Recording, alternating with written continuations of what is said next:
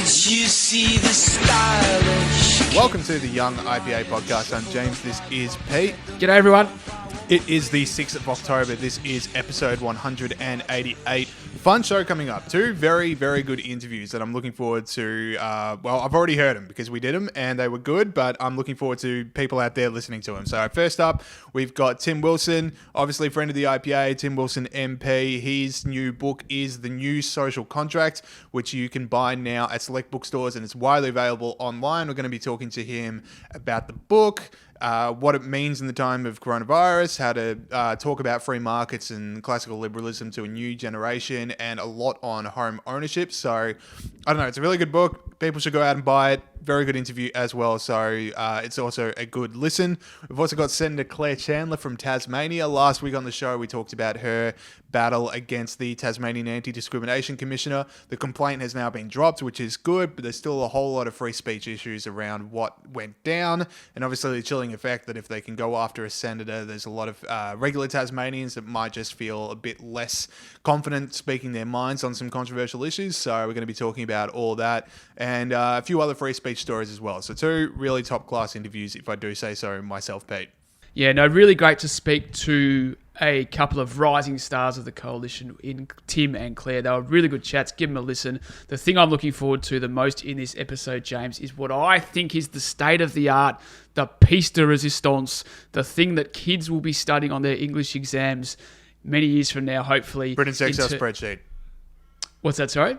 I said Britain's Excel spreadsheet. Is that the state of the art thing we're going to be talking about? That is not the state of the art thing we're going to be talking about. I did a very funny tweet on that last night, which at this point has no likes, so disappointing, painful to bring that up. No, what I was going to talk about was the apology letter for the fake racism thing. So I won't give away too many details because we're going to talk about that in the second half of the show, but I believe it to be the state of the art.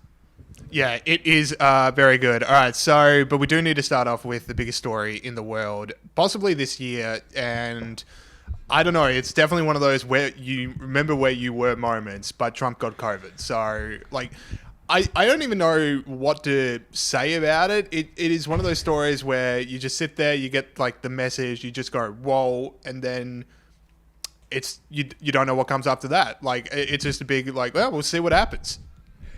Yeah, when you say where were you moment, it's like, because it's 2020, everyone was on their device. That's how they found out. That's how you find out about stuff like this. Yeah, I was leading Wickham to glory on Football Manager when an NBA reporter actually was the first person I heard about it from. Like, just a little tweet pops up. I'm just like, wow, these guys are getting good.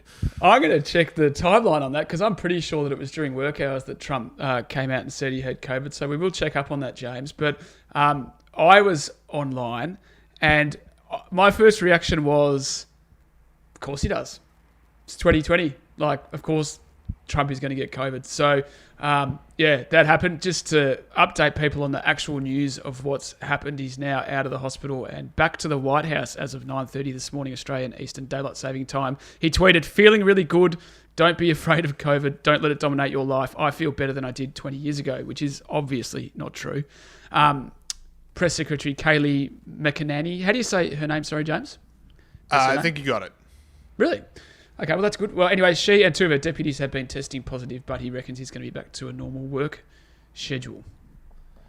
Yeah, so one thing that was speculated a lot was this going to change Trump's mind on COVID? People can remember that when Boris Johnson got it, before that he was very skeptical of lockdowns and was pushing back. After he went through it, he did seem to have a road to Damascus moment and was much more open to the concept. So the tweet that Pete read out where he does say, don't be afraid of COVID, don't let it dominate your life. We have developed under the Trump administration some really great drugs and knowledge, sort of implies that it's still business as usual for Trump, which, I don't know, it's definitely going to be interesting the next month to see if he changes tunes on. I mean, you know, he does say he wears masks, but obviously the famed, the now infamous debate prep where there were 10 people in a room together and none of them wore masks and now half of them are sick with COVID.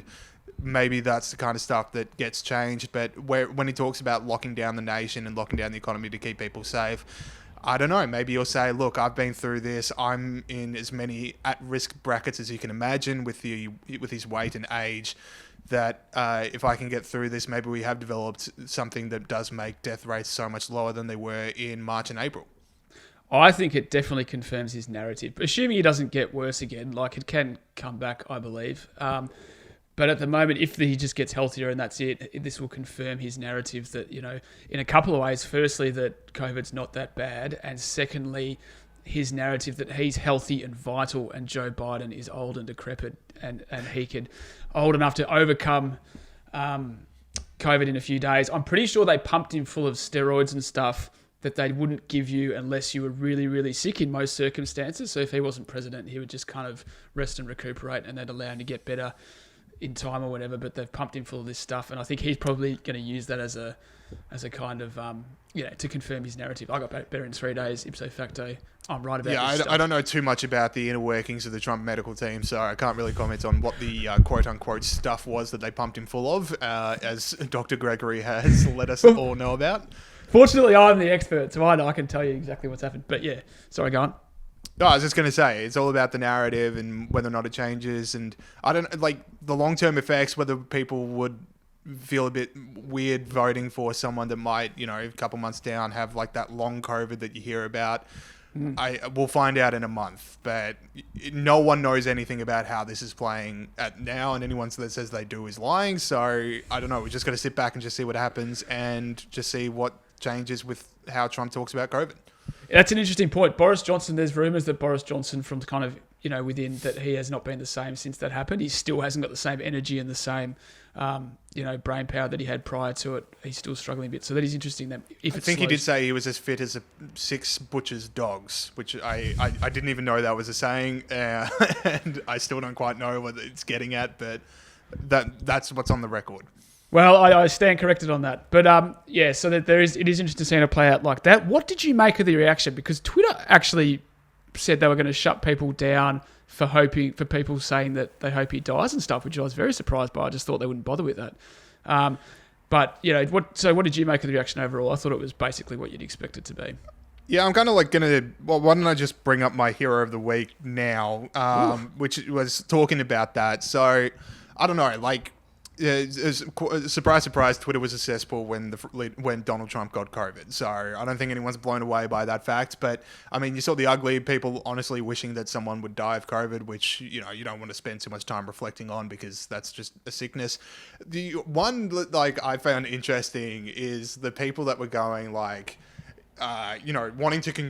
everyone to congratulate them on not wanting Trump to get COVID. It's like, look, even all of the disagreements I have with this guy, I'm being very brave here. I'm being very big and saying I hope he doesn't die, which is round of applause. So the hero this week, Rachel Maddow was the only good tweet on the matter. So I've somehow copied it so small that I can't read it. So here we go. God bless the President and the First Lady. If you pray, please pray for their speedy and complete recovery and for everyone else infected everywhere. This virus is horrific and merciless. No one would wish its wrath on anyone. We must get this spread under control enough. There you go. Classy. You don't need to hope he dies. You don't need everyone to congratulate you on not wanting him to die. You just need to say, hey, I hope he recovers. So there we go. She, of course, Rachel Maddow from MSNBC. Is that right? Famous lefty in America, just for those that might not be... Very well done, Peter Gregory. Across that. See, even 5 years ago, it was completely unremarkable that people from across the political divide would wish each other the best of health. So, yeah, there you go. Should we move on to the next one, James? Yeah, because in Australia, tonight is going to be the federal budget, so we don't know a whole lot about what's in there. There's been some leaks that have come out already, and I don't know, there's 2 things that I'm reading a whole lot about, which is one, the income tax cuts, and then second, this Keynesian spending style, trying to get people back on employment. So I don't know. I'll start with the income tax cuts, which I'm always a fan of in any form, and I think that's one of the better responses you can have to this is just to make sure people have as much access to their own money as possible because they need it now more than ever. So I think income tax cuts, I think that's a big tick for me, Pete. Yeah, and look, as you mentioned, this is the stuff that the government has drip-fed the journos, that the stuff they want you to know, so it hasn't come out yet, and we don't know everything that's in there, and it does take a while to read it, so we don't know for a while. There is the tax cut, there is the subsidy that you mentioned for people under 35, for businesses to take on young Australians who've been forced onto job seeker during COVID, and the income tax, as you mentioned. The thing, there was a sentence in The Australian, or a little passage in The Australian, which summed up for me the danger of this kind of thing. And that is, it said, Mr. Frydenberg's second budget will focus on restoring and creating millions of jobs, getting more cash into the pockets of Australian businesses and workers, and driving private sector investment. It's not the government that gets money into people's pockets. It's not the government that drives private sector investment. It's the private sector. It's the economy. And there's going to be a heap, as I said, like I've been saying this for the last few weeks, there's going to be a heap of announcements from governments around Australia saying, we're going to get money back into people's pockets. We're going to get the economy up and going again. That is not the case. It is the government and government mismanagement in some parts which has created this problem in the first place. And it'll be the private sector that gets us out of it.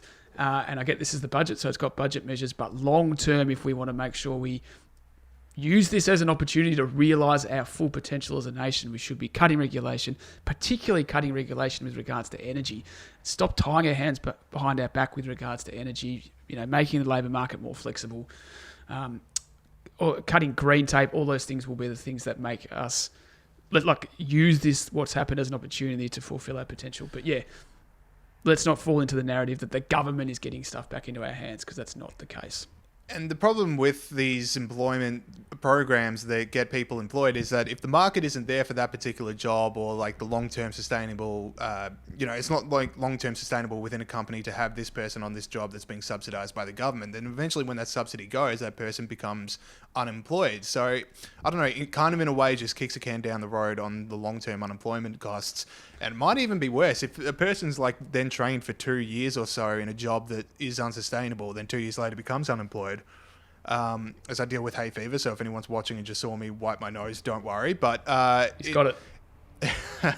Yeah, me and Trump, we were in that room together. I was part of the debate prep team. But where was I? So, they're going to be unemployed and then trained up in a job that they might not be able to satisfy for another company. So, I don't know. It's a long way to go. And again, we don't know a whole lot of the details, but what we do know is that another podcast that the IPA does, the IPA With You, which I know a lot of our listeners listen to, and I know a lot of whole people all around Australia are listening to, is doing really well.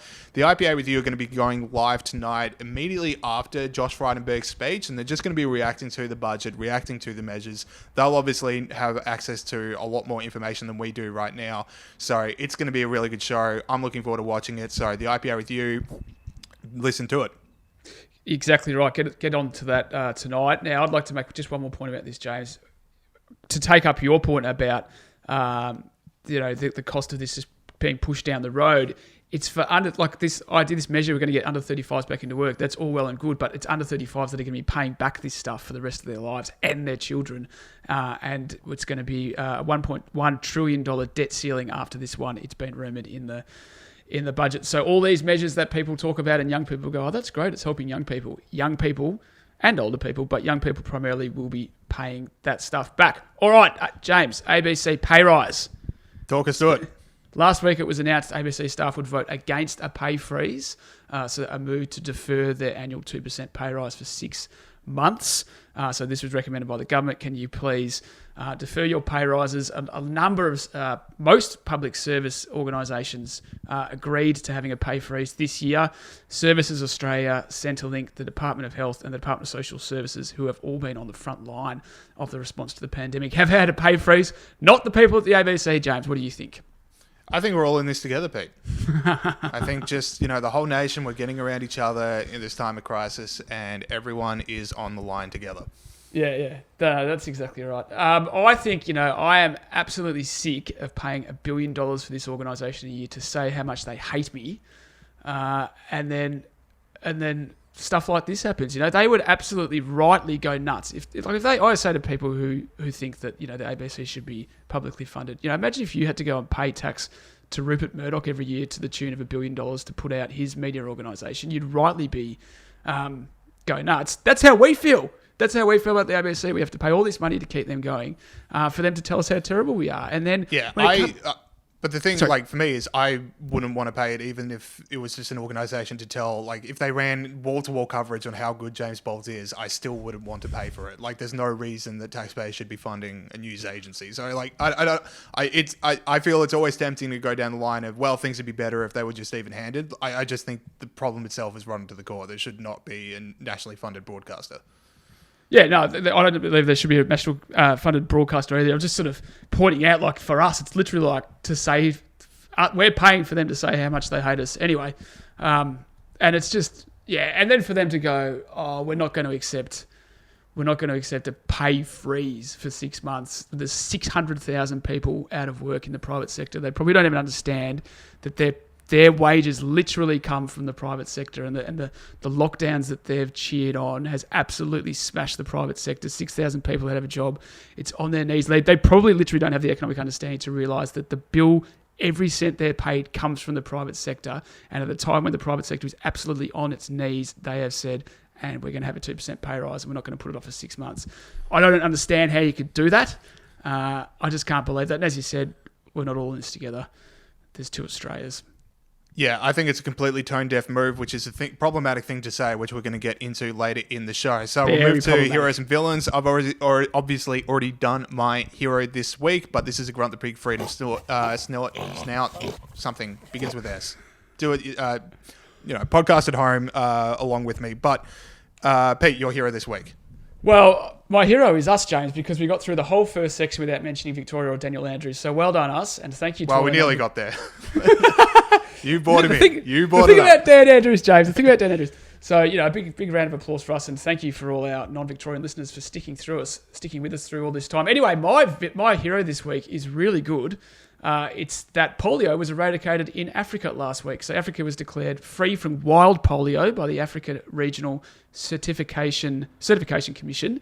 In 1996, there were 75,000 cases across the continent. Nigeria was the last country to eradicate it a couple of weeks back, because more than 95% of the country has now been immunised. Only Pakistan and Afghanistan remain as the countries where there is still polio.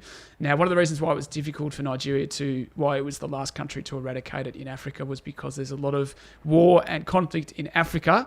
In Nigeria, and to get to 95% of Nigerians immunised, frontline relief workers had to take a lot of risks. 95% of frontline relief workers are women in Nigeria, and they had to take a lot of risks to get people in remote, dangerous locations immunised. So in a terrible year, frontline workers in Nigeria who are immunising people against polio, you are my absolute hero this week. Congratulations.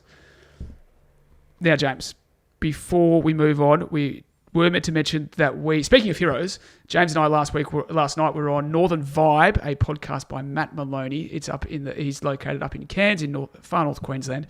It's called Northern Vibe. It's about primarily the push in far north Queensland to have a new state up there. He's an awesome bloke. Check out the podcast. Check out his interview with us. It was an awesome chat. Give it a listen. James. Genuinely one of the most fun hours I've had for a while, and I'm very glad that I've already been offered the role of Governor General in this new state, which I plan to use, so that would be awesome.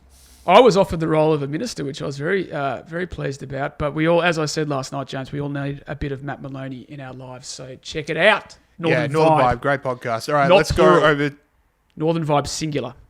Northern Vibe, yes. Good point. Those are the heroes this week. And well done, world, for eradicating polio, because that is just awesome and definitely the kind of good news that we'd be needing right now. Villains this week, I refuse to have the clip pulled. So, Pete, I don't know if you want to introduce it. Roll the tape, Muskie. As Extinction Rebellion protests enter their 6th day. Okay, that was the fake nudie run that happened at the Extinction Rebellion a long time ago now, last October, about a year ago now. And because that's a fake nudie run and not a proper nudie run, we say that the villain of the week is the Extinction Rebellion fake nudie run villain of the week. James, who is your villain? Pete, if I can cast your mind back a few months to when the New York Times opinion editor had to resign over the decision to let Senator Tom Cotton, I believe it was, write an article basically saying that if riots in the US were to continue, the federal marshals should be brought in. And this led all the New York Times opinion staff to say this puts minority rioters at the New York Times at risk. The editor should be fired, and it was basically a complete takeover of the New York Times by this woke collective within the opinion editorial staff. And let's have a look at what the New York Times is now run with under this new regime. So let's just open up the New York Times opinion pages, and what do we have here? Hong Kong is China, like it or not. After months of chaos in the city, something had to be done, and the Chinese government did it. So, I mean... that's freedom. That's freedom right there. That's speaking truth to power. This is an article written by Regina Ip, who is a legislator and member of the Executive Council in Hong Kong, so she's part of the government. Key quote for me, I mean, the whole article was completely disgusting, but the key quote for me, foreign governments, quote, benchmark Hong Kong against the rest of China and measure how the city can maintain its unique characteristics, openness, a commitment to personal rights and freedoms, respect for the rule of law, and the ability to reinvent itself economically. Beijing's national security law is saving one country, two systems by ensuring that Hong Kong does not become a danger to China. That's a relationship. The national security law is just this law that stops this free market city of wonderful freedom becoming a threat to the mainland China. That's all it's there for. So, New York Times, well done. Well done. This takeover is complete. And these new articles that ring freedom and keep people safe and don't put anyone in harm's way have led to this. They must be absolutely lying awake at night in Beijing worrying about Hong Kong invading. It's definitely not the other way around. So, no, that's unbelievable that actually got through, James. I can't believe that would happen. Like, the New York Times is pretty terrible, fair enough, but the fact that they would do that is very weird. All right, so my villain this week is Mark Mcgowan, Premier of Western Australia. We have a lot of Western Australian listeners.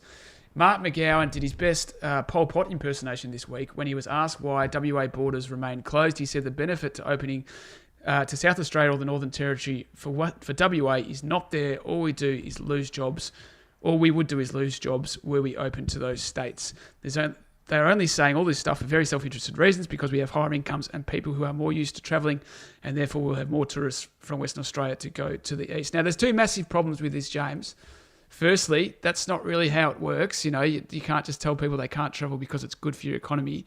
And secondly, I feel like we settled this when Adam Smith wrote The Wealth of Nations, and that, Mark McGowan's idea that that WA can just make all its stuff itself. It doesn't need people from anywhere else.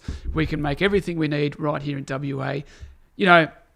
I would advise Mark Mcgowan to cast his eye over history to see how that's gone. It generally doesn't go very well. And actually, free trade and open exchange is good for the economy, not the other way around. So Mark McGowan, to keeping the border closed, Mark McGowan for arguing that it's somehow good for the economy to keep the border closed. You are my villain this week, apart from the rights issue as well. But also, wasn't this brought in on health advice? Yeah. Like, are we just saying, no, you know what, we're keeping these borders closed because jobs and economy? Like, no, you said health advice, and if the health advice has run out, then what are you doing this for? I mean, it's just this needless populism, and every premier is guilty of it. It's just like, okay, you know what, this is popular in the polls, we're doing it now, and Western Australia's hard border closure is the number one example of that. I mean, that... it is laughable, that kind of quote, to be that far removed from where the goalposts were on borders. Like, even a month ago, it was like health, to now just be, you know what, the economy's good and we're jealous of Eastern Australia. It's not health, it's not the economy, it's purely politics. If you got that 100% right, James, and hopefully that'll change over time as Western Australians go, actually, I'd like to do something different apart from be here. Yeah, and look, I got a sideways note here, and I brought up just before that Tom Cotton article about the need for field marshals to come in when there's riots. Well, maybe Western Australia need field marshals to step in with the amount of tourists that they're receiving, because the tourism minister for Western Australia has said that the regions are so full of this is a justification for keeping the border closed. The regions are so full of tourists right now that they could not accommodate eastern state visitors if the hard border would come down. So Western Australia are just so inundated with internal visitors that if you lift the hard border, the eastern states are just going to override an already broken industry. And then can you imagine what would happen if we raise the international border with all these people coming to Western Australia? It would be absolute chaos. Rottnest Island might collapse under the weight of tourists alone and recede into the ocean. I mean, maybe this is a crisis point, just how successful Western Australia's tourism economy is right now. I absolutely don't believe you, WA Tourism Minister. I bet there are tourism operators up and down Western Australia going, actually, we could accommodate a few more extra customers if that happens. So yeah, we could accommodate maybe 5 more. Maybe a bit more than that. I don't know. That, like, in a crowded field of incredible quotes I've heard this year, that might be one of the best. Yeah, that is just straight up definitely not true. All right, that is it for the start of the show. We'll now go to our interviews with Tim Wilson and Claire Chandler. Okay, we now welcome back onto the show a friend of the show and a friend of the IPA, Tim Wilson MP. How are you going? I'm good. Thanks for having me. Yeah, awesome, because we wanted to talk to you about your new book, The New Social Contract, Renewing the Liberal Vision for Australia. So a lot of themes coming out of this book, a lot of big ideas, but first I want to start off with, why did you want to write this one? So I wanted to write it because I wanted to give clarity to people who are on the centre-right of politics about what they should be focusing on, what increases their chances of electoral success, but also to really kind of try and provide an alternative narrative of some of the issues that are floating around in society at the moment. What we've got, the largest voting demographic in Australia today is between the ages of 18 to 35, and they need a voice on issues, particularly around housing affordability, so that they buy into the liberal ideal, the classical liberal ideal of a society that empowers individuals, that's built from the citizen up and comes from a society and an economy based on ownership and property, not falling for the false con of socialism and everything it promises but fails to deliver. Tim, it's called the New Social Contract. We don't, as far as I know, talk about the social contract that much on the centre right. It's more a concept of the left side of politics. What is the social contract and how does it need to be updated?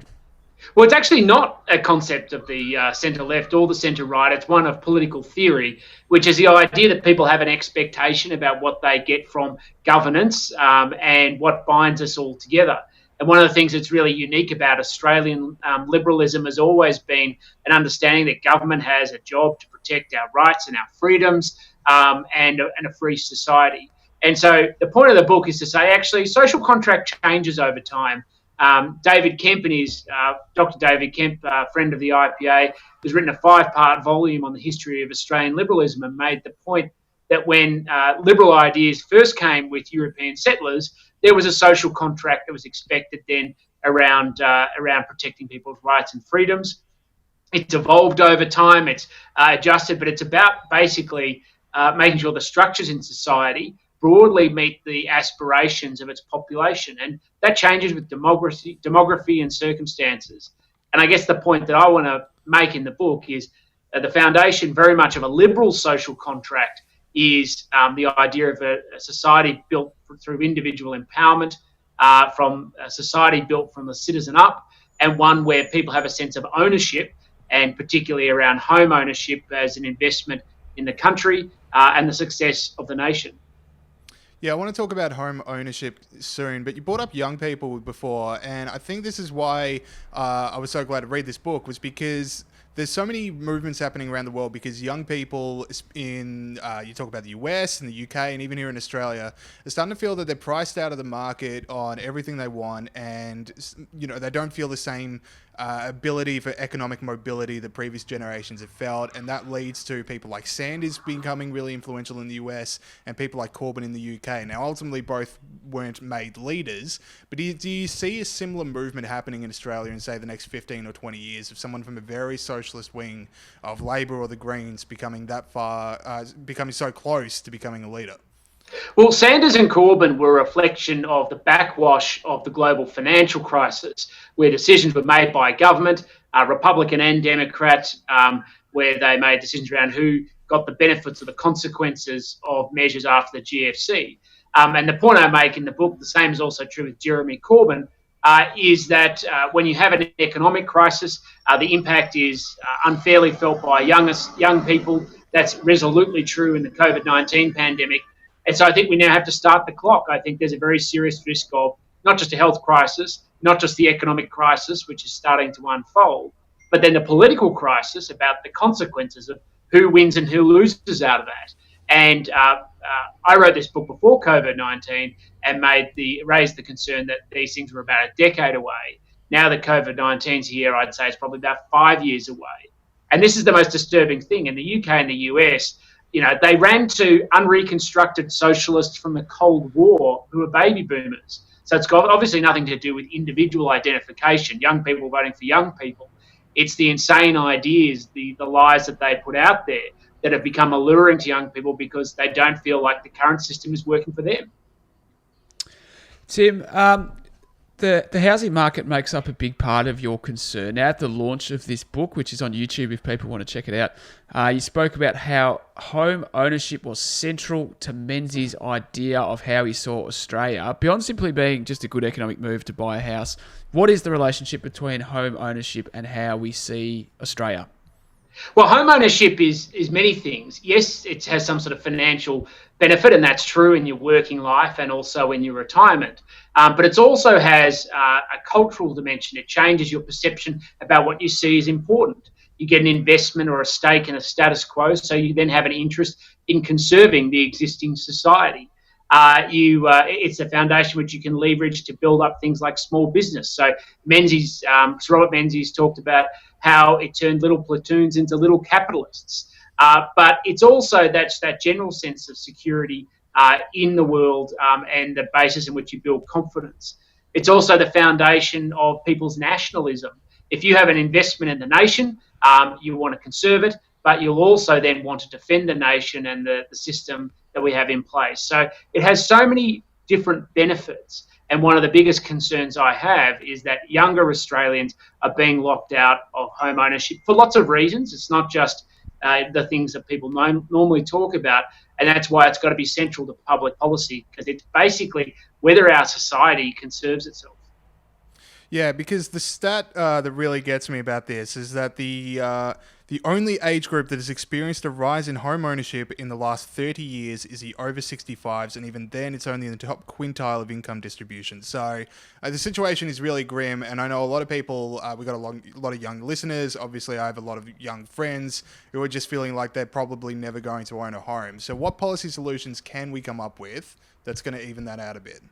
Well, firstly, we shouldn't buy the lie that young people won't be able to buy their own homes. It's just getting harder, and the job of responsible governments is to change that. And there are so many things that we can do. One of the biggest problems we have is the gap between income and the cost of buying housing. In 1980, it was about 4 times the average income. Today in Melbourne, it's 9. In Sydney, it's 11. And there are a lot of factors that are driving that. Regulation is a big one. The Reserve Bank did a study recently looking at the cost of building a new apartment in Sydney and found a third of the cost came down to essentially zoning regulation.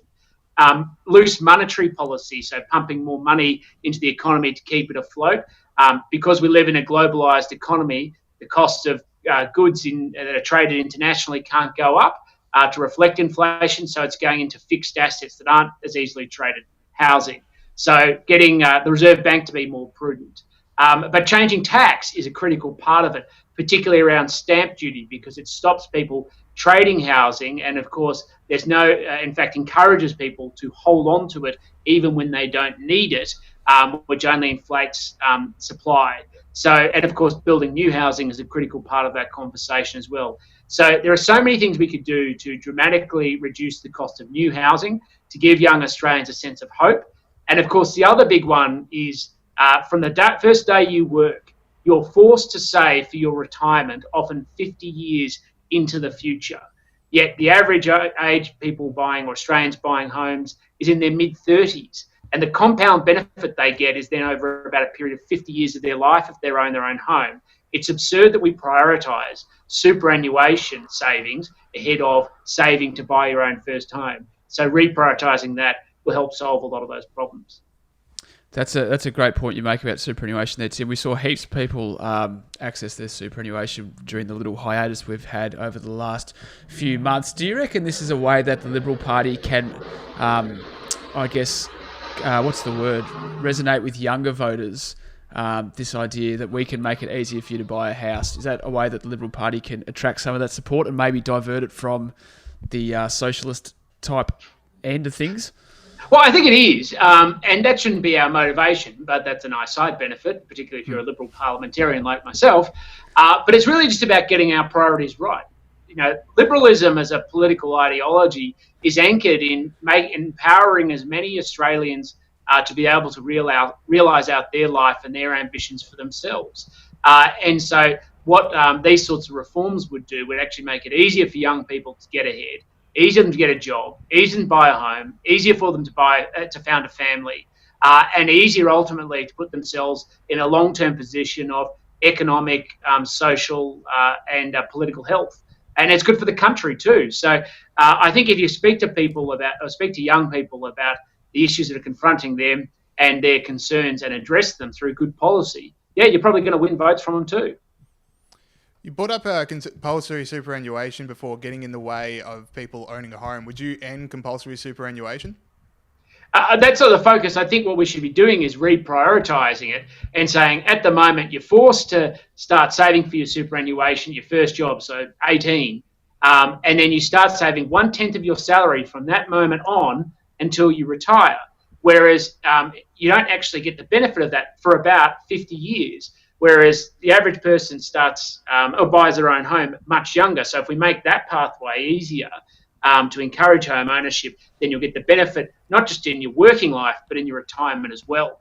And in fact, the biggest leading indicator of poverty in retirement isn't your superannuation balance. It's whether you own your own home. And one of the most disturbing trends we're seeing is many entrenched interests, particularly in the Labor Party and the trade union movement, who then want to take your retirement savings, build housing, which you then rent off them or yourself, because they don't want you to own your own home. They want a culture and a society built on dependence. And that's anathema to everything that anyone who believes in the liberal democratic path should believe in. Tim, one of the things I found really interesting about the book was that it situates Australian liberalism in the British, American and European tradition, but also explains what is distinctive about Australian liberalism or Australian liberals. What is distinctive about Australian liberals? Well, essentially, liberalism is in many ways a radical political ideology. Every other political ideology, and this was explored extensively by people like Hayek, is anchored around centralising power to achieve a collective purpose. So if it's fascism, it's order. If it's socialism, it's equity and conformity within society. If it's religious fundamentalism, it's moralism through centralised authority. Liberalism is against that. It's in favour of essentially a classless society where everybody's able to live out their lives and realise their ambitions. The difference between Australian liberalism and, say, for instance, the derivatives in the UK or the US is it was never really rebelling against anything. The European settlers who arrived, and we need to acknowledge, probably didn't pay the right deference towards Aboriginal and Torres Strait Islander customs and their pre-cohabitation. But it's always been fighting for a classless society, and as far as they saw it, started a bit more with a blank canvas. Whereas liberalism in the UK, for instance, was always fighting hereditary privilege and the structures that existed as a legacy essentially of feudalism. So that's what makes it different. And because we promoted ownership and an ownership-based society as the foundation for empowerment, it's always had a very large democratic mandate because most people have always bought into the idea because the idea has suited them and enabled them to live out their life and their success. So this is a bit of a left field question, but the fact that Australian Liberals have never really had to jealously defend liberties against something, like you brought up British and hereditary privilege in America and, no taxation without representation, the fact that there's such an absence of that in Australia, does that tell you anything about why Australians on the whole have been pretty happy to give away a lot of their freedoms? You think about the stage 4 lockdown in Victoria and how popular it's been, people's freedoms disappearing overnight. Do you reckon it's just the history of Australian liberalism? No, I don't think so. Firstly, I don't think the lockdown is popular at all. I just think a lot of people think it may be necessary, or they believe that in the end they don't have the information to solve such a big problem as a pandemic, so they're prepared to trust people who they believe at least have more information and they believe are in a better position to do so. Now, I think that will corrode as soon as the lockdown measures reveal itself. In fact, it's one of the great lessons of people who are hostages is that they often don't realise just how bad their treatment was until after they've been set free. So I don't think it's popular. I think the point around rights and freedoms is people do accept that there is some trade-off to protect people's lives and livelihoods at this time. And people are aware of the potential risks to not just themselves, but other people in their family groups or their community. But Australia's never had a really rigid political culture of defending rights and freedoms. One of the papers I cite in the book is one by a British academic called Hugh Collins, who wrote a de Tocquevillian essay on what was distinctive about Australian political culture. And he basically said, there's never been a rebellion against The closest we had, of course, is the Eureka Rebellion against centralised authority, because the foundations of the modern country were essentially liberal. And so we've always found a much better balance between rights and freedoms and a sense of justice in society. Yeah, it's interesting. I sort of agree with you a bit there, James. Zachary Gorman, who works at the IPA, sort of mentioned on the company Slack the other day that the reason Australians don't rebel that much is because when we asked Britain for our freedoms, they politely gave them to us. So yeah, it's interesting how that sort of continues to flow through history. Anyway, one of the things I like about this, and I think that our side of politics could do a little better, is explain to young people about why stuff like free markets are important and why stuff like home ownership is important. Sometimes it's sort of, I guess it's probably not the full impression, but you get this idea that when young people complain about it's really hard to buy a house, they hear the stop buying avocado or whatever it is. But I think, we should take those things seriously, the idea that there's a lot of student debt and that housing is really important. How can we talk about why free markets matter a little bit better to young people? Pretty broad question, but how can we do that? Well, I think it comes from understanding what the point of free markets is, and in fact what liberalism itself is, that it's anathema to systems or political systems or economic systems designed to empower centralised authority, or politely, people like me who are in positions of responsibility. The critical thing about liberalism and free markets as well is that it's all focused on empowering individuals to take responsibility and decide their own lives. We decentralise political power through voting and through federalism, so giving power to competitive forms of governance rather than through monopoly Canberra. We distribute economic power through providing people the freedom to choose how to live their own lives and to be able to earn their own income and spend it as they see fit, and for the competitive market to work. We promote social liberalism by making sure that we respect people's rights and freedoms to choose how to live their lives. So it's all about decentralising power, and I think what we've got to ultimately do is talk about it in the context of freedom and responsibility. And I think that's a really important part, is the freedom to choose with the responsibility of the choice. And if you make that argument, there are lots of economic arguments about why free markets are more efficient and everything else. But as I say in the book, making an argument that something's better because it's more efficient rarely wins the day in terms of an argument unless you're an economist. It's actually got to be a moral argument, which is you should be able to decide how to live your own life. The trade-off is there are consequences where you've got to accept responsibility, the good and the bad.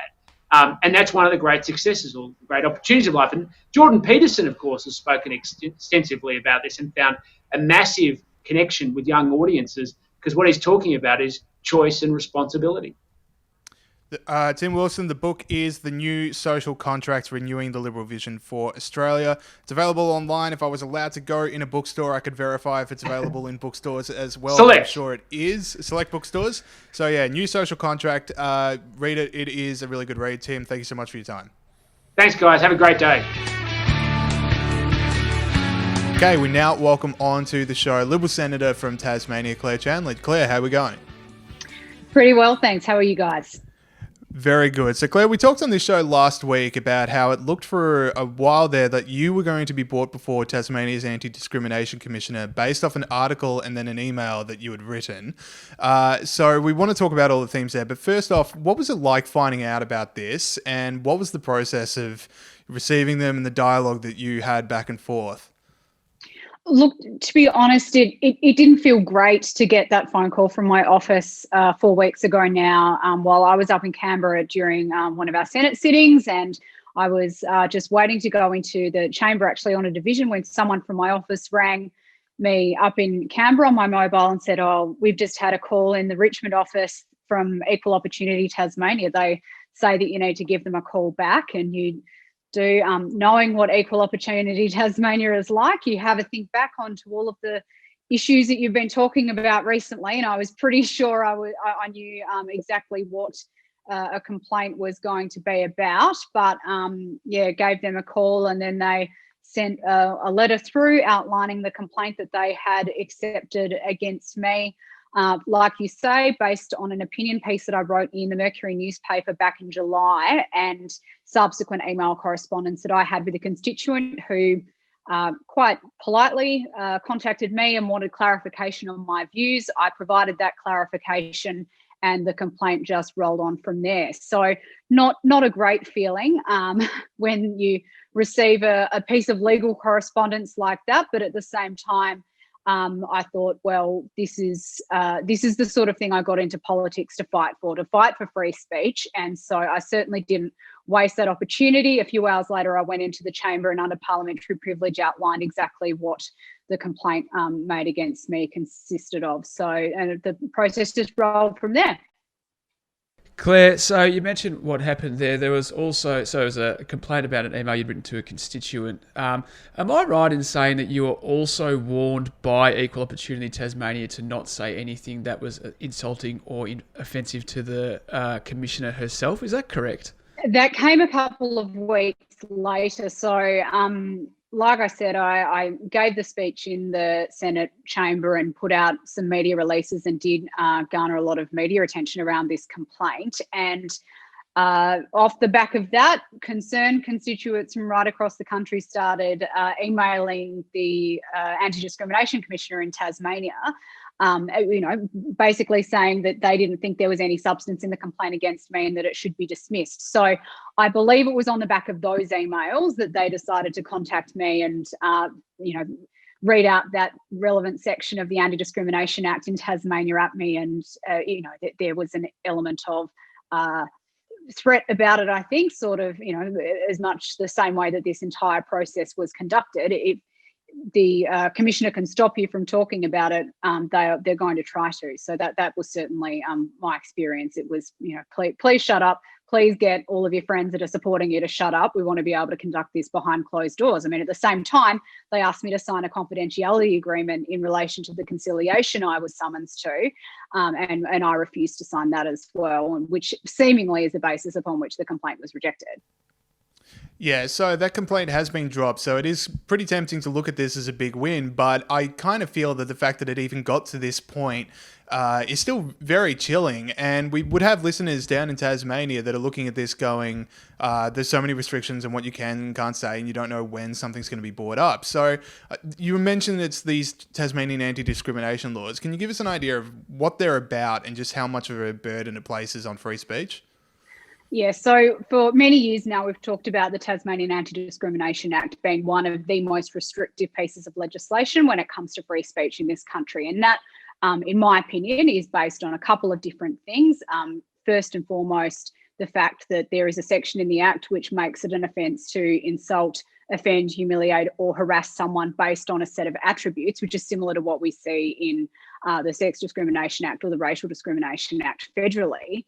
But the issue with the Tasmanian legislation is that the number of attributes that you can possibly do that on is incredibly large. There's a list of, at least a dozen attributes that you can possibly offend someone on the basis of. So where I apparently tripped the act here was offending somebody on the basis of gender identity.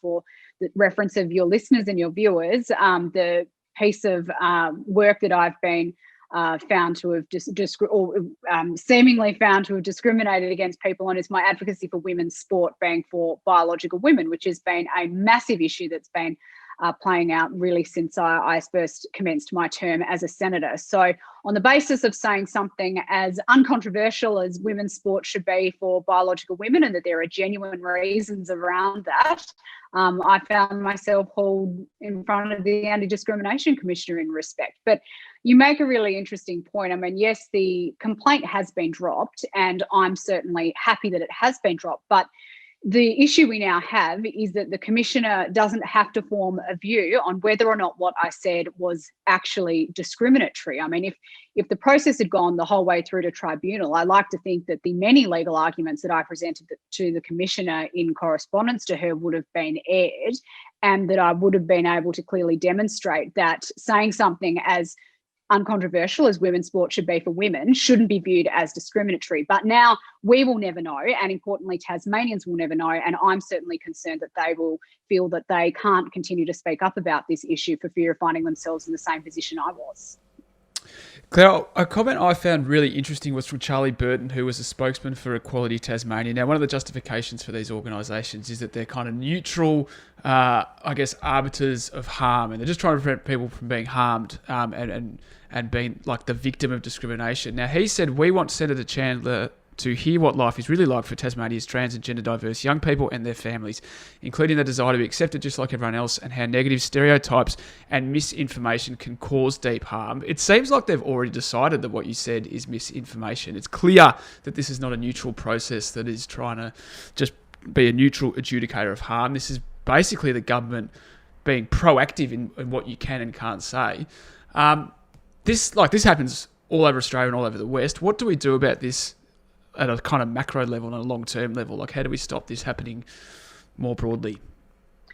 I guess at the macro level, what really needs to happen is we need to be changing these laws that make it an offence to do something like this. But I mean, the other point is that it's these unelected bureaucrats and these positions that have become the arbiters of what is right and wrong. And activists, particularly on the left, I believe, take that for granted, and they certainly seem to infiltrate these positions and find themselves in a place where they can determine what can and can't be said and try and shut down debates. So we need to be changing the legislation, and frankly, we need to be ensuring that some good liberal thinkers are finding themselves in these positions where fundamentally they can make a more sensible decision when a complaint like this comes across their desk. I mean, the Tasmanian Anti-Discrimination Commissioner has the power, or had the power, I should say, to dismiss the complaint made against me as vexatious, which I think, most ordinary Australians would realise that it was, but she chose not to do so. So we need to make sure that we have sensible people in these positions. One of the things that really blew me away about this case, and I'm going to basically paraphrase our colleague Morgan Begg in his article for the Spectator Australia magazine, was that if they can come for someone like you, who's a sitting Liberal senator, like a pretty big pillar of our society, or someone like, thinking back a few years ago, Archbishop Porteous in Tasmania as well, if they can come for these, big figures, it really tells just mainstream, like regular people that don't quite have access to the same, media outputs as yourself or Archbishop Porteous, that it's probably better for them if they just shut up, because maybe the media doesn't catch on to it, and maybe there's not the public pressure to drop cases or to find a way from that. So I don't really have a question from that other than so what is this telling just regular Tasmanian people, what you've been through? I think it's really concerning. I mean, I said right from the outset, indeed, I said in the op-ed that I wrote in the Mercury newspaper that was the source of all of this trouble, that free speech shouldn't be reserved for the people who can defend themselves, whether that's through the resources available to them or the position that they have. And I've said the whole way through that I'm a senator, I have access to parliamentary privilege, I have a public profile that I'm able to use to make my case, particularly in situations such that the Anti-Discrimination Commission is trying to shut that down. But most Tasmanians, but most Australians don't have access to that. And since my case came to light, I've been contacted by so many people from across the country who all agree with what I said, but feel scared to put their views forward in a public way or affect change based on their views because they're scared of the same thing happening to them. I mean, from their perspective, you have to take time off work, you have to get yourself a lawyer. It's a serious impost on people's time. That's even before you get dragged before a quasi-judicial body to defend your views. So it would be pretty traumatising, I would have thought, for most Australians to find themselves in the position that I found myself in, and it's just unacceptable. Yeah, the idea that it's just this kind of, conciliatory process where we all get together and have a chat is it not true at all. Having discussed that with a lot of the QUT students now, what you wrote obviously is controversial, and it's it is a complicated public policy area. How should these disagreements play out? How should we resolve these kind of complicated issues? Well, I think the most important thing when it comes to resolving these complicated issues is being able to have a public debate about them. And that's why the situation I found myself in is so disappointing, that we should be able to have a conversation about whether or not trans women who are biologically male should be allowed out onto the sporting field, or what role there is for sex segregated bathrooms or change room facilities. But at the end of the day, people are being deplatformed, and it's not just myself, it's people like J.K. Rowling for speaking out about the realities of biological sex and the rights that are attracted to that. So I think for us to be able to resolve this really important public policy issue, the first step is being able to talk about it openly. But in a situation where I go into the Senate chamber and I give an adjournment speech on this topic, and the next day I'm shouted down by a Labor senator for being transphobic, you can see why it's really difficult for us to have this discussion publicly. I want to talk about roles such as like anti-discrimination commissioners or legislation such as anti-discrimination acts. Basically, they're brought in because people in, these lawmaking facilities believe that there are marginalised members of our community that don't have access to the same level of free speech as others, and they need legal protections to make sure their voices are heard, or at the very least they're not unduly criticised. Now, do you reckon these are the kind of legislations that's going to help protect that in the long term, or do you reckon there's a better way to make sure that everyone's got an equal part in the debate? Well, like I say, if you have free speech and everyone feels comfortable and respected in being able to have a grown-up conversation about these issues, you shouldn't really need pieces of legislation to dictate what people's speech is. And one of the really confusing things I found about the situation I was in was that I'm an elected member of parliament. I'm very accessible. My phone number is public information. My email is public information. There's nothing stopping someone who disagrees with me from contacting my office and saying, I disagree with Senator Chandler, I want to have a sit-down meeting with her. And, most of the time, if it's a reasonable request, then I will take that meeting. So it is very confusing when you think about, that whole idea of being able to have a full and frank and honest debate about these issues, particularly in a situation where I'm an accessible and, public person. So, yeah, very confusing. Claire, transgender participation in sport is a big deal, as you mentioned earlier, and it's a growing issue. Why do you reckon people are so afraid to talk about it?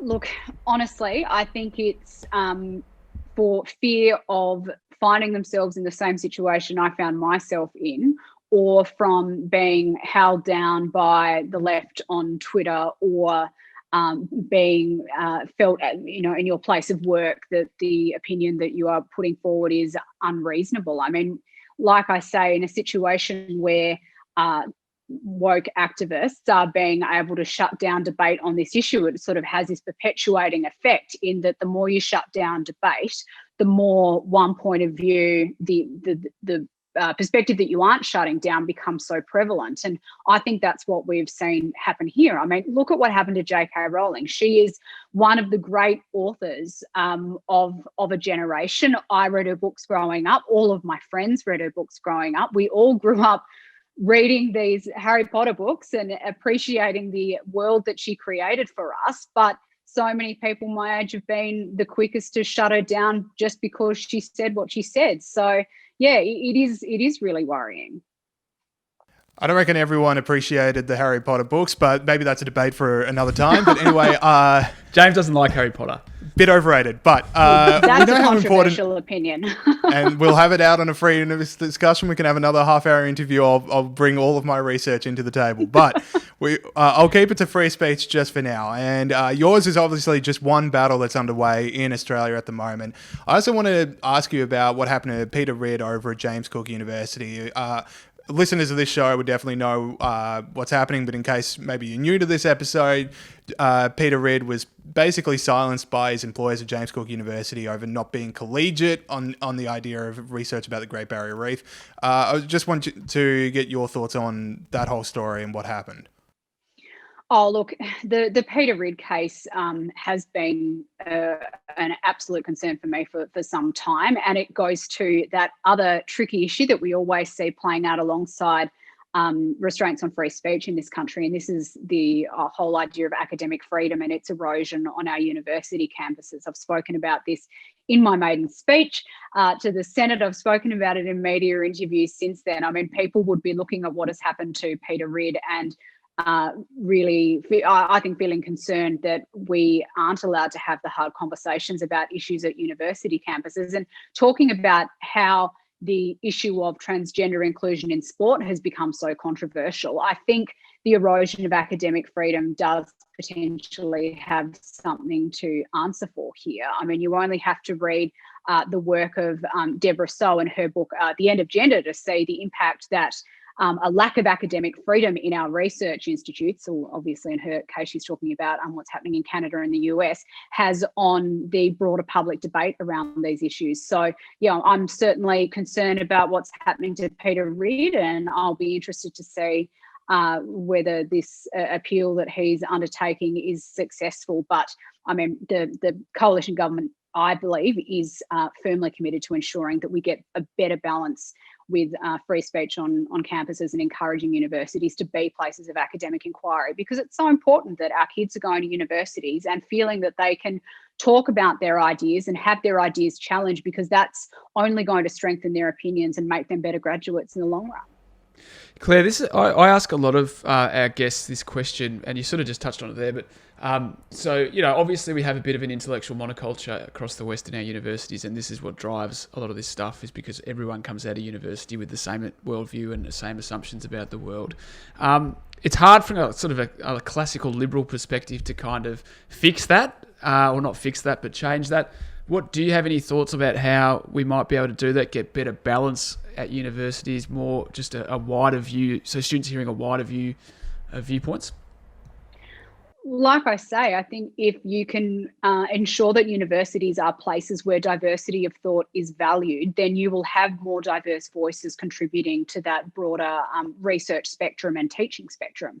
I mean, my experience at university was quite typical of most young conservative Australians. I suspect there weren't many lecturers at university that shared my world viewpoint. Fortunately, when I went through, I just used that as an opportunity to strengthen my views and make sure that that I was confident in the way that I thought about the world. And I certainly think I came out at the end a better liberal for having challenged myself in that respect. But yeah, like you say, there is a concern that students are only getting taught one side of the coin, or even just one view in a spectrum of views. So if we can ensure that universities are places that foster academic inquiry and encourage students, academics, to have a broad range of views, then that exposure should, I hope, in time, ensure that we see this more views being promulgated at our universities and this end to this monoculture, like you say.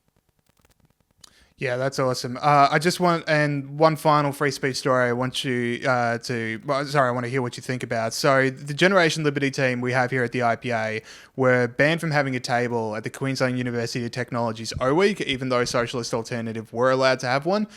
Just hope, if you did see that story, what did you make of that?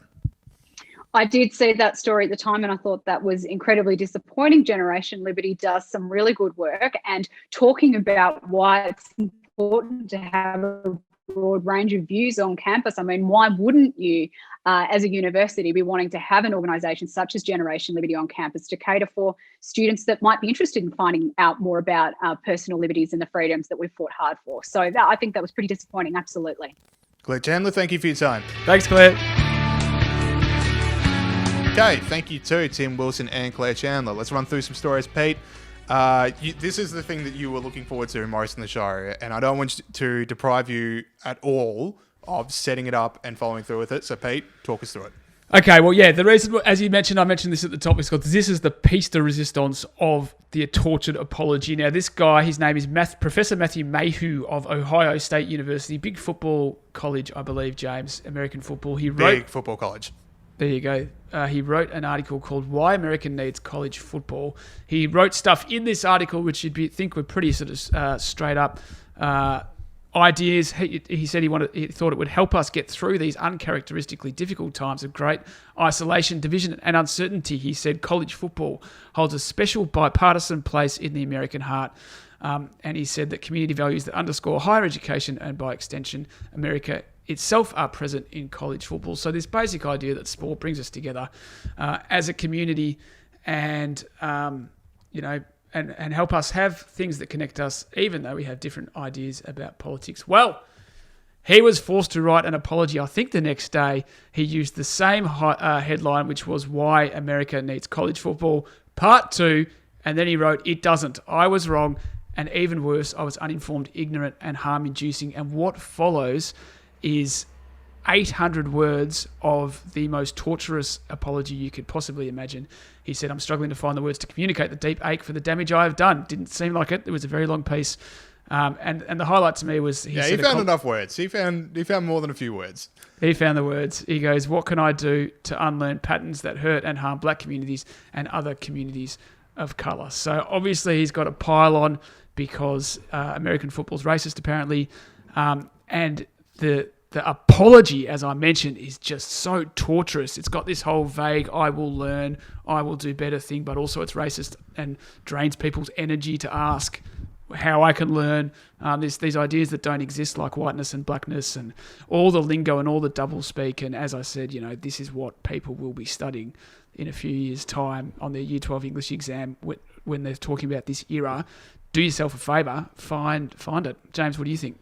Another university course that might teach this is Culture Management 101, because, this whole idea of you need to apologise, we're not going to tell you how to do it, but you need to give us even more power over you, and then we'll think about accepting your apology. What are we doing here? I don't know. Maybe it's a bit easier for people involved in college sports to think of athletes as property, considering that they don't pay the athletes at all. So maybe it's not that far of a leap for him. But I don't know. I would just say to people that are pushing critical race theory and identity politics and stuff like that, the idea that athletes are white property, if you're after people's hearts and minds, probably don't try and make them feel guilty for watching sport, because it's not exactly going to want to make people... it's not going to make people want you to win. Yeah, and obviously it's completely stupid. There's heaps of... One of the, if you're going to talk about economic problems that faced by African Americans in America, one of the few areas where they do really well is professional sport. It's the way out of the ghetto for a lot of African Americans. And even people who don't play... African Americans who don't play professional sport, they still love professional sport, and it is an area of unification or whatever you want to call it. But yeah, it's just... This stuff's just crazy. It's just bonkers. And this guy, I feel like he's a bit naive, because even the idea that to go out and write this article about how football's going to bring us together is a pretty naive article idea anyway. But I feel like he didn't know what was coming, and he's been absolutely stitched up. And we're making fun of him, but he's probably a bit of a victim of all this as well. I don't think he owned... I don't think he's been the aggressor on any of the decisions he's been making for the last couple of weeks. So I think a lot of things have been forced upon him. Now, I want to move on because... earlier in the show, I mentioned that tone deaf is now problematic. This is why. So Darren Walker is the president of the Ford Foundation, trustee of the National Gallery of Art over in the US. Got himself in a bit of hot water. Don't know exactly who from, but he felt the need to tweet out an apology for using the phrase tone deaf in an interview. He said, "I used the term tone deaf inappropriately and out of context from its literal definition. I am deeply sorry for using this ableist language and apologize to the millions of people with disabilities and the disability community." Now, as someone that absolutely can't sing, part of me is glad that the tone deaf people are able to get some sort of representation in the world these days. But I also think if you saying that tone deaf is offensive to deaf people is way more offensive than saying tone deaf. Yeah, it's different. They're definitely different things. They're completely different things. And being deaf is heaps worse than being tone deaf. Yeah, I just embarrass myself at karaoke nights. It's a completely different idea. Yeah, so... I don't know if he's going to be forced to make a follow-up apology, potentially.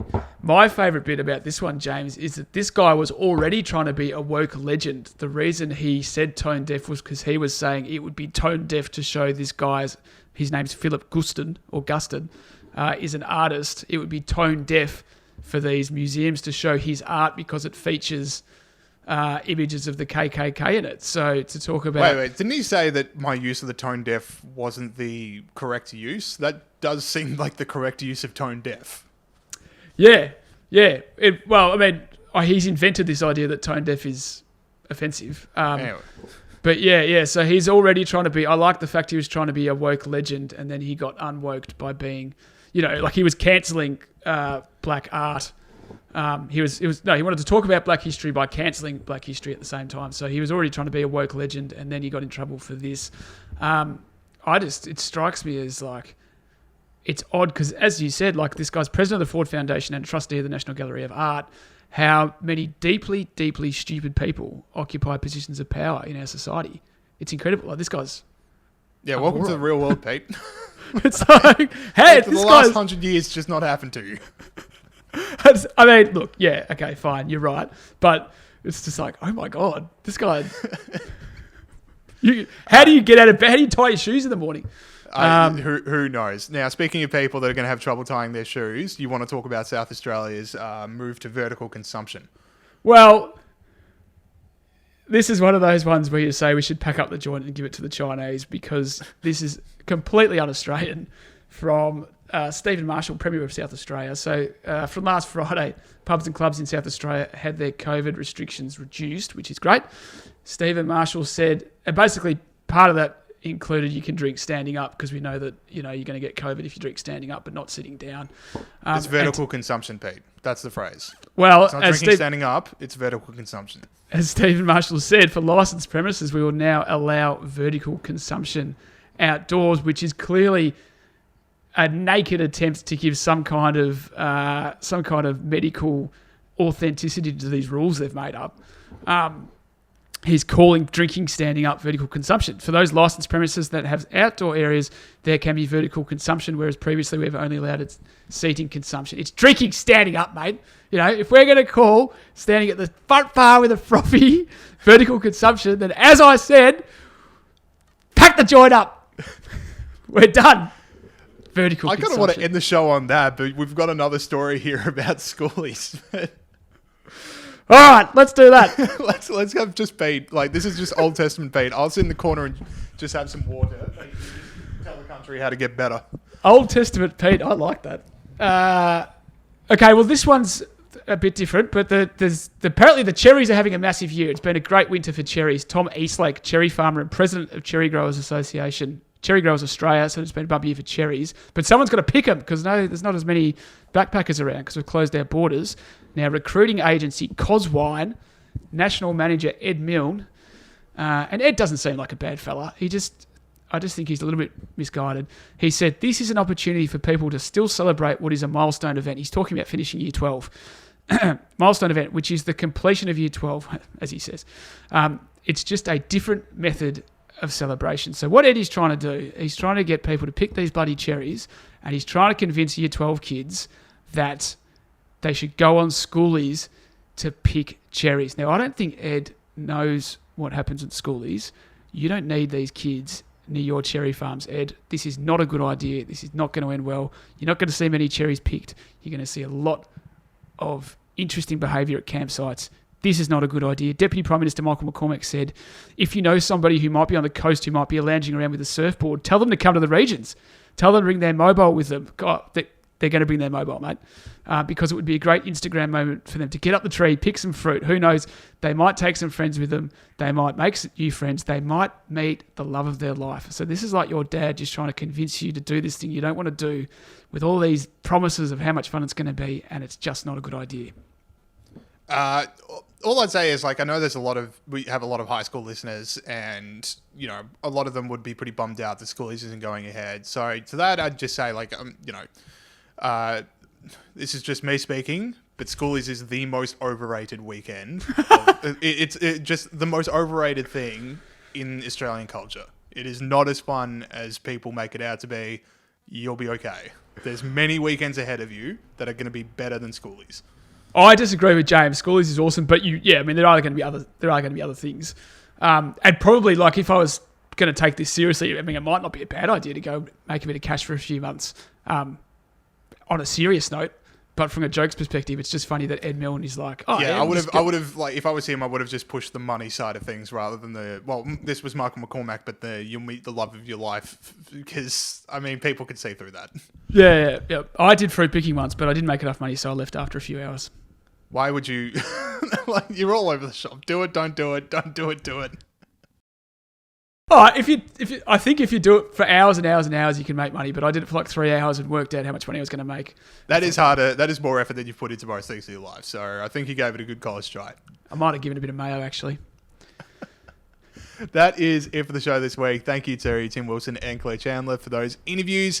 If you like the show, if this is your first time listening, you can listen to us on all podcast platforms and on YouTube. If you have friends and family that like the show, tell them about us.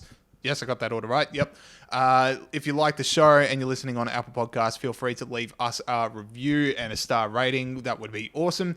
We've also got a bunch of other podcasts here. Talked about the IPA with you. They've got their live budget forecast happening tonight, so go check that out. And if you're going to be listening to this later in the week, that budget review is going to be also available to listen to. Looking Forward comes out every Wednesday. Viral Banter had an episode out this week, so go check out Renee Gorman and our talented team of IPA campus coordinators talking about what matters for uni kids right now.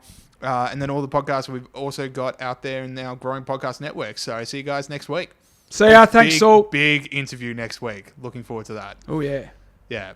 Big and one. check out Northern Vibe, because that was a whole lot of fun, and people should listen to it because Matt Maloney is a legend. See you guys next week. See ya.